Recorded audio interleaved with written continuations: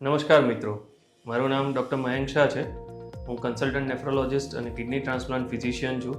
હું Shalby hospital, particularly Krishna Shalby hospital સાથે છેલ્લા 6 વર્ષથી જોડાયેલો છું. આપણી પાસે એક 38 વર્ષના મેલ પેશન્ટ કે જેમનું નામ જતીન ઠક્કર છે અને એ આવ્યા હતા ડાકોરથી. મારું નામ જતીન કુમાર રસિકલાલ ઠક્કર. હું ડાકોરથી આવું છું. શનિવારે મારે પથરીનો દુખાવો થયો હતો સવારમાં. એમને મારી સાથે ફોન પર કન્સલ્ટેશન કર્યું અને એમના જે રિપોર્ટ્સ આવ્યા એની અંદર એમનું ક્રિએટિનિન કે જે કિડનીના ડેમેજનો માર્કર છે એ 15 આવ્યું અને એ એટલા બધા ગભરાઈ ગયા હતા. એડમિટ થયા પછી મયંકભાઈ શાહ અને બોનીભાઈ શાહ સરે મારો કેસ હેન્ડલ કર્યો. એમણે બેસ્ટ સર્વિસ અને એમનો બનતો પ્રયત્ન કર્યો. પેશન્ટના બધા બ્લડ ઇન્વેસ્ટિગેશન અને રેડિયોલોજિકલ ઇન્વેસ્ટિગેશન કર્યા. એના ઉપર આપણા ત્યાં પણ ક્રિએટિનિનનો રિપોર્ટ 15 આવતો હતો. પણ જ્યારે આપણે એમની સોનોગ્રાફી કરી તો સોનોગ્રાફીમાં આપણને ખબર પડી કે ભાઈ એમની એક કિડની ઓલરેડી સંકોચાઈ ગયેલી છે કે જે કામ નથી કરતી, પણ જે બીજી કિડની હતી એની અંદર પથરી હતી અને એ પથરીના કારણે ત્યાં પેશાબ રોકાયેલો હતો. સો બેઝિકલી પેશન્ટને ખબર જ નથી કે એની ઓલરેડી એક કિડની ડેમેજ છે અને બીજી કિડનીમાં પથરીની તકલીફ છે અને એના કારણે એમને પેશાબનો રોકાવો રહે છે. સો બેઝિકલી આ પેશન્ટમાં ક્રિએટિનિન વધવાનું કારણ હતું એ પેશાબનો રોકાવો. સો આ કેસમાં અમે પછી ફાઇનલી યુરોસર્જન સાહેબને બોલાયા, જે અમારા ત્યાં ડૉક્ટર બોની શાહ છે.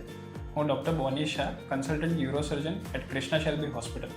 આજે આપણે વાત કરીશું પેશન્ટ જતીનભાઈ ઠાકર. અમે એ પેશન્ટનું શનિવારે રાત્રે ઇમરજન્સીમાં ડિજેસ્ટેન્ટિંગ કર્યું, જેનું પેશન્ટનું ક્રિએટિન 15 હતું. 3 દિવસ પછી વિધાઉટ ડાયાલિસિસ આ પેશન્ટનું ડિજેસ્ટેન્ટ મૂક્યા પછી ક્રિએટિનિન 2.5 આવી ગયું છે અને જે વિથ ટાઈમ નોર્મલ પણ થઈ જશે.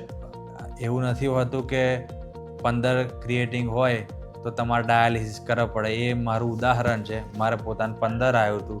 2 દિવસમાં સારામાં સારી રિકવરી કૃષ્ણા સેલ અમદાવાદ હોસ્પિટલે મને આપી છે.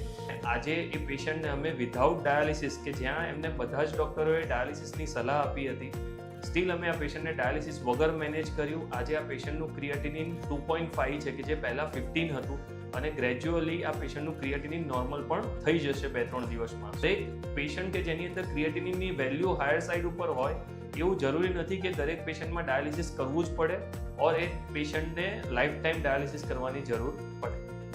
2 દિવસમાં સારામાં સારી રિકવરી કૃષ્ણા સેલ્બી અમદાવાદ હોસ્પિટલે મને આપી છે અને એ બદલ હું કૃષ્ણા સેલ્બી હોસ્પિટલનો ખૂબ ખૂબ આભાર માનું છું. અને 15 ક્રિએટિવ હોય તો ડાયાલિસિસ કરાવવું પડે, એ જો કોઈ કહેતું હોય તો એ વસ્તુ ખોટી છે. એ આ લોકોએ પુરવાર કરી દીધી છે.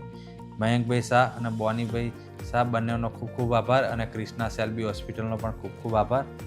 અને અહીં આગળનું staff, service, nursing service, doctor service, management બહુ જ જોરદાર. ખરેખર એ અહીંયા જ આવવું જોઈએ.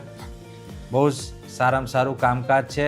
કામકાજ કરતાં એ બેસ્ટ આપણી જે તકલીફ હોય એનું નિદાન આપે.